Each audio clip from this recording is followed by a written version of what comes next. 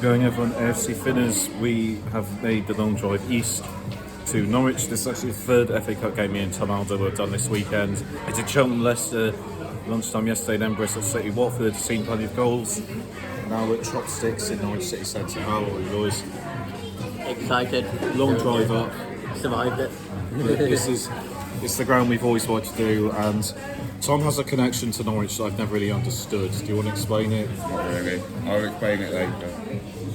Thanks. Golf's in a little bit, wandering around the city centre, home of Alan Partridge, and apparently a very good ground. Let's wander around. Now then, Cathedral grounds. It's nice and peaceful on a Sunday morning. And there it is. Not Morrison's, the stadium. Excited? It's very cold. He's in his manager outfit, and he's finally growing facial hair as well. He's looking more and more like Jack Grealish every week, isn't he? Tom, we just need you to grow your hair and beard now. Oh. Bastard. We are then. Carrow out. That's the Walsall team coach. Long journey from the Black Country. FA Cup. Third match of the weekend. Nice fan zone. Oh, they got a screen on. Is that Leeds? A year ago today, I think it was, we did Leeds in the FA Cup. Still 2-1. So, about to go inside for game 3 of round 3 of the FA Cup, but before we do, let's find out a bit about today's hosts, Norwich City. Norwich City were founded in 1902 at a meeting in a cafe, initially joining Norfolk and Suffolk League and playing in blue and white. They later adopted their canary nickname due to the popular pastime of canary breeding in the city, and changed to yellow and green. They became professional in 1904. They played in a disused chalk pit that would later become known as the Nest, and it was their home for 27 years. They entered the Football League 3rd Division in 1920, and they were promoted as champions in 1934. They moved to their current home of Carrow Road in 1935, with the stadium being built in only 82 days. They were relegated just before the Second World War, and the 50s saw them nearly go out of business and out of the Football League, but they were saved by Chairman Geoffrey Walling and an appeal fund raised by the Mayor of Norwich, Arthur South. They reached the semi-finals of the FA Cup in 1959, defeating Matt Busby's Manchester United on the way. They were promoted to second tier the next season, and in 1962 won major silverware by defeating Rochdale 4-0 on aggregate in the League Cup final. 10 years later, under the management of Ron Saunders, they won the 2nd Division to reach the top flight for the first time. They were going to lose the League Cup final and were relegated the next year. They went on to reach the League Cup final once again, this time losing to Aston Villa, and also got promotion again, staying in the top tier for 6 seasons. They were relegated in 1981, but were promoted the next campaign, enhancing their reputation as a yo-yo club. They experienced a fire at their stadium in 1984, but later that season won a 2nd League Cup crown by defeating Sunderland 1-0 at Wembley. Sadly though, they'd be relegated once again.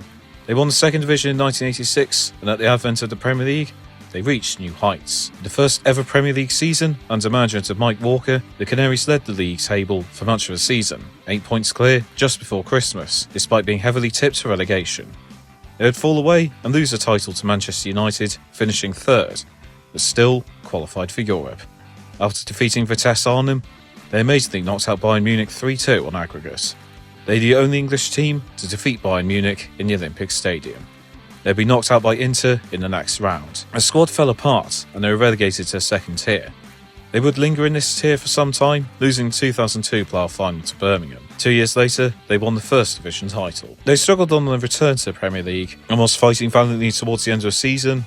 A 6-0 defeat away at Fulham saw them go down. They ended up experiencing further relegation in 2009 and started the next season with a 7-1 home defeat to Colchester. Lambert saw them promoted to the Championship, and a consecutive promotion was sealed when they finished 2nd in the Championship. They finished 12th in the Premier League and would remain in the top flight until 2014. Alex Neil led Norwich to victory in the 2015 Championship playoff final, but they were relegated again in 2016. Daniel Farker took over, finishing 14th in his first season, but he won the league the next campaign. They were immediately relegated, but bounced back by winning the league again. Farker was sacked in the winter, and they were relegated once more. Their yo-yo period has come to an end, and the poor start to the season has seen them battling relegation, with hopes of returning to the Premier League once again, currently very low. Overall, they've won 5 2nd Division titles, 2 3rd Division titles and 2 League Cups. And a bit of trivia, the club's anthem, On the Ball City, is known as the world's oldest football chant, predating even the club itself, as it was used by local clubs in Norwich before the Canaries themselves adopted it. So there's our hosts, Norwich City. Let's have a look inside their home, Carrow Road. And check it out.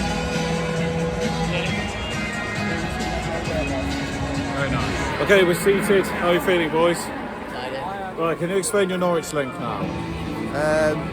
So when I was younger, I used to watch QI all the time, and Norwich, Stephen Fry used to host it.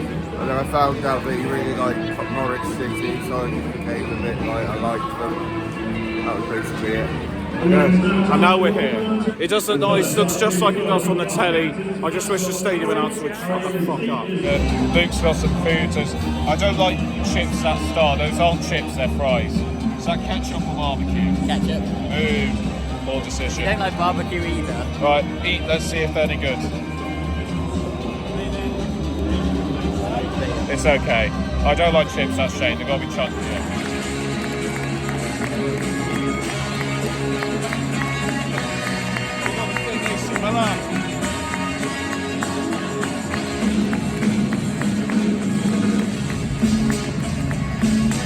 Crowned with the oldest and greatest football song in the world. 3, 2, 1.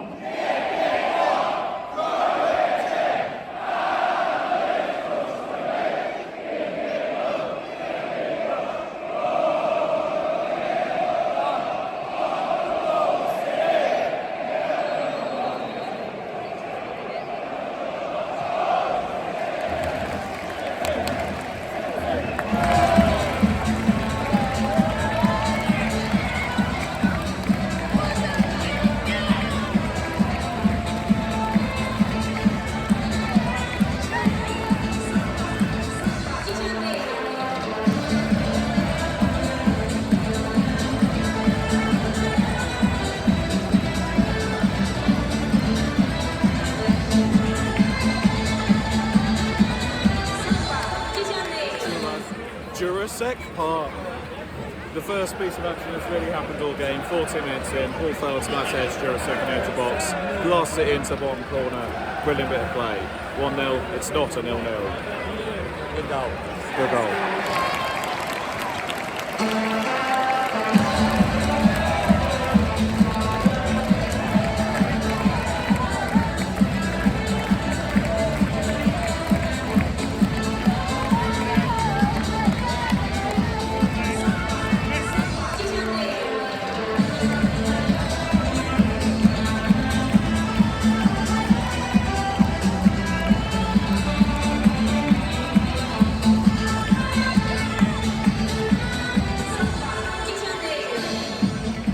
The goal scorer for Norwich City, number 24, Jordan McCarrow. Really, Mama. Someone Tom said to keep an eye out for, and he's been proven right. A bit of a scum on the box, but Jordan McCarrow has been able to tuck it in with a sprawling defender on the line. 2-0 to Norwich. It looks like they're on the way to the fourth round. How are you feeling? Hopefully not penalties now.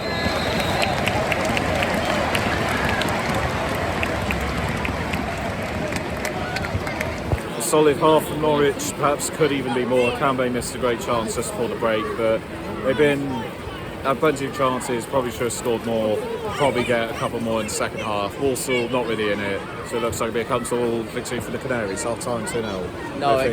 Norwich in complete control here. Indeed. No real chance of note for Walsall. And Luke looks like he's in doom. Like Jeffrey Chalamet. There you go, Tim. Hello, I'm alright. Half time 2-0. Never actually blew the whistle.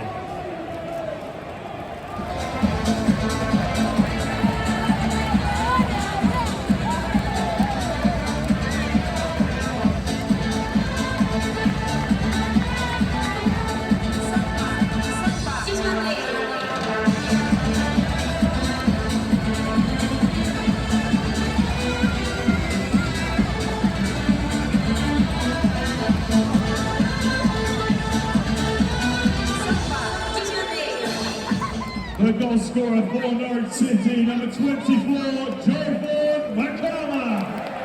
3 minutes minutes into the second half, it's the third goal. Drove on the camera again, on the edge of the box, tucks it into the bottom corner. That should be their route through to the fourth round secured, 3-0. I think good goal. We needed to keep an eye out for him, been very impressed.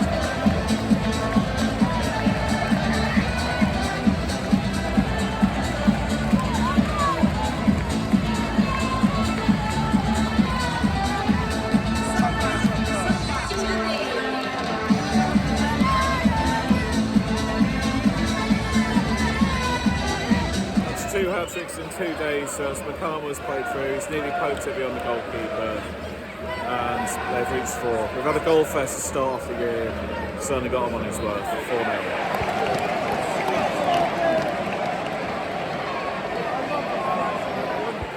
Well, fair play, the most meaningless goal is the goal of the day. Walsall winger picks up on the edge of the box, he's curled it beautifully into top corner, proper bend it like Beckham shot.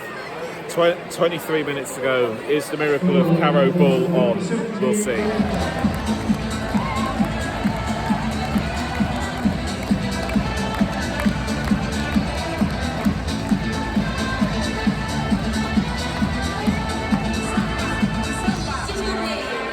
The Canaries put the cherry on top. In added time, Tony Springer. City, number 42, Yeah, that's my job, I was taking that. Tony Springer was played for a bit like McCarthy earlier, he's poked it on the goalkeeper. That's 5-1, 2 days in a row we've seen a 5-1. 11 goals in 2 games, plus the 2 from the Charlton Leicester game. Good start to gear, 5-1.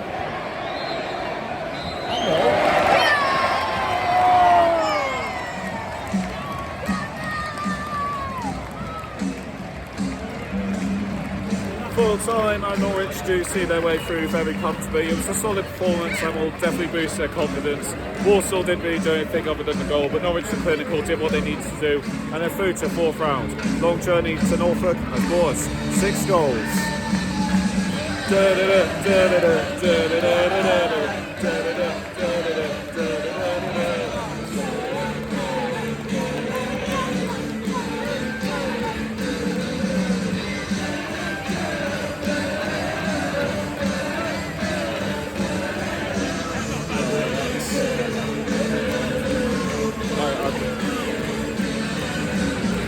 Must be a girl with hair like that. You're a fucking shit stadium announcer. Full time 5-1. Let's go.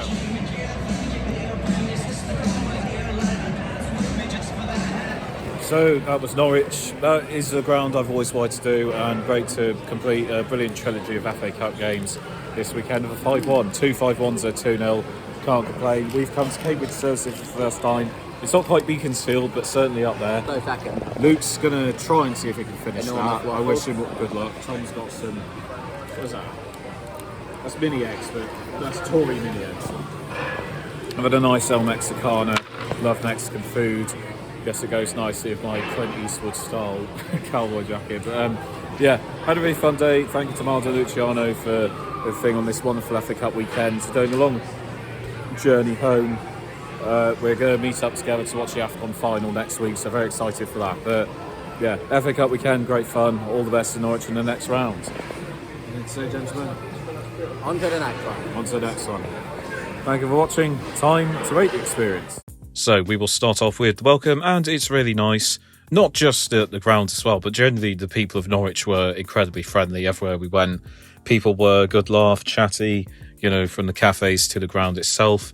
Members of staff are really helpful, and there's clearly a lot of pride taken in the ground. I loved the little murals to club legends inside. Really helps you learn a lot about the club.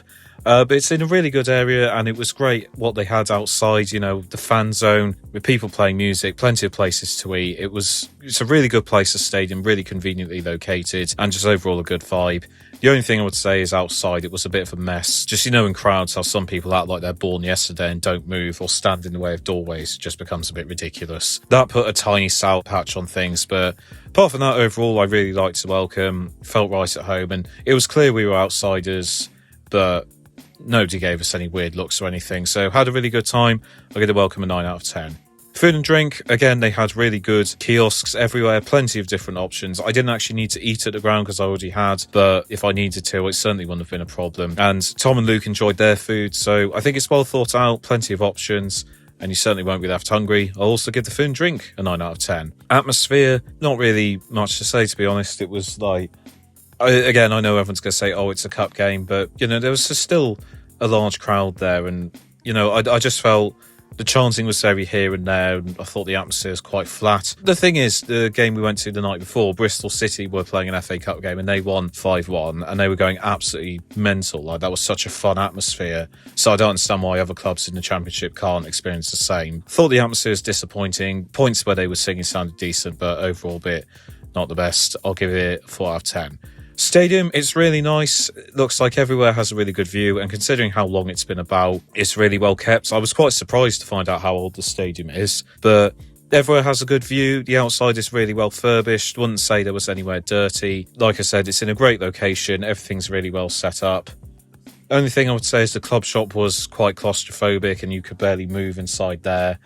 And some areas just outside the ground were a little bit like that. So I think if we just generate a little bit more space, that would be good. But it's a really well-kept stadium. Lots of people say it's one of the best in the Football League, and I can certainly see why. I'll give it an 8 out of 10. And finally, value for money. We only had to pay a tenner for the ticket, which I think is fantastic. I know league games would certainly cost a lot more, but for the experience we got, we had a really good view, you know, near the halfway line, comprehensive view of the game, really comfy seats, plenty of leg room, and overall a really good experience. So honestly, you can't really fault the value for money. I'll give it a 10 out of 10. So that was Carrow Road. That honestly is a ground I've really wanted to do since I was a kid. You know, I remember Norwich being in the Premier League and kind of thinking that would be a nice ground to do. And to venture that far east, it was worth the journey and had a really good time. Thanks to Maldo and Luciano for sharing the driving responsibilities. A great FA Cup trilogy for the weekend, capped off in style. All the best to Norwich in the next round. Thank you all for watching. If you'd like to support days out like this, you can check out the Patreon link down below and support the channel for as little as £1 a month. I've been AFC Finners. Thank you all for watching. See you next time and stick with us as we go ground to ground. AFC Finners out.